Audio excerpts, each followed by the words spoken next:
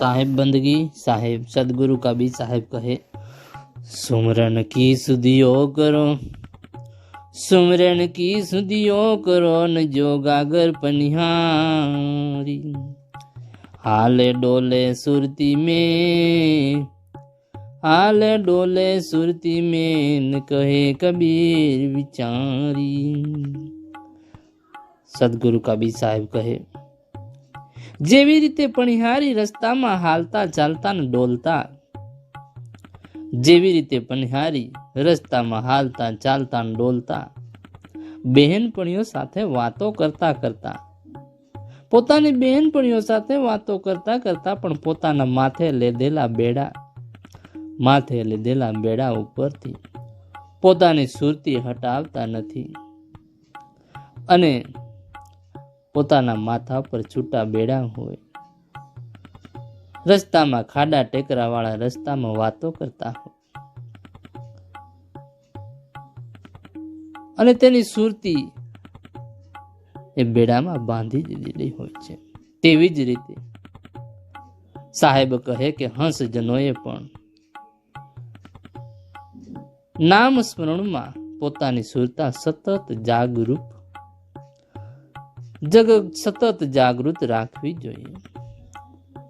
અર્થાત સંસારના જરૂરી કાર્ય ને વ્યવહારો કરતા છતાં પણ હરદમ સુરતા નિજ નામમાં લીન રાખવી। सुमरन की सुधियो करो, साहेब कहे, सुमरन की सुधियो करो जो सुरबी सुत माही, कहे कबीर चार चरत बिसरत कबहू नाही। साहेब કહે કે જેવી રીતે ગાય વન વગડામાં ચારો ચરવા નીકળી જાય છે છતાં પોતાના વાછડાને ક્યારે ભૂલતી નથી, સાંજ પડતા જરૂર ઘર તરફ પાછી વળે છે। તેવી જ રીતે હંસજને પણ પોતાની સુરતા કામ ધંધો કરતા છતાં જાગ્રત રાખવી જોઈએ। કામથી પરવાર્યા કે નામ સ્મરણમાં સુરતા પુરવવી।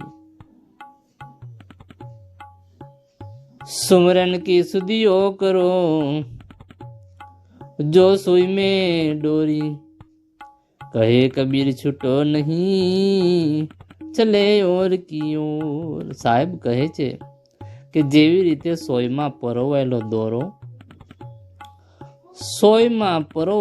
દોરો સોયની પાછળ દોરાતો જાય છે, પાછળ દોરતો ચાલે છે, તેને છોડતો નથી, તેવી જ રીતે હંસજનોએ પણ સુરતાની ધારાને અખંડિત નામ સ્મરણમાં, ભગવાનમાં, સદગુરુમાં સ્મરણમાં પ્રવાહિત રાખવી જોઈએ। सुमरन से सुख होत है, साहेब કહે છે, सुमरन को सुख होत है न सुमरन से दुख जाए है, कहे कबीर सुमरन किए तो साई माही समाए। सदगुरु कबीर साहेब કહે કે સુમરણ કરવાથી નિજ રૂપાનંદની પ્રાપ્તિ થાય છે અને સ્મરણથી જન્મ મરણનું દુઃખ નાશ પામે છે। સદગુરુ કબીર સાહેબ કહે છે કે સ્મરણ કરવાથી તો માલિકમાં ભળી જવાય છે। સાહેબ બંદગી સુમરણ સો મન લાઈએ ન જૈસે દીપ પતંગ, प्राण तजे छिन एक में भाई, प्राण तजे छिन एक में नजरत न मारे यंग। सदगुरु कबीर साहेब કહે કે જેવી રીતે પતંગિયું દીવાના પ્રેમમાં ક્ષણવારમાં પ્રાણ નિછાવર કરે છે અને જરા પણ બળતા પોતાને અંગને ગણકારતું નથી, તેવી જ રીતે હંસજને પણ પોતાના મનને નામ સ્મરણમાં જોડાતા જરા પણ અચકાવું નહીં। સાહેબ કહે છે ભલે ઘર બહાર છૂટી જાય પણ નામનું, સદગુરુનું નામ સ્મરણ કરતું રહેવું છે. સાહેબ બંદગી સાહેબ.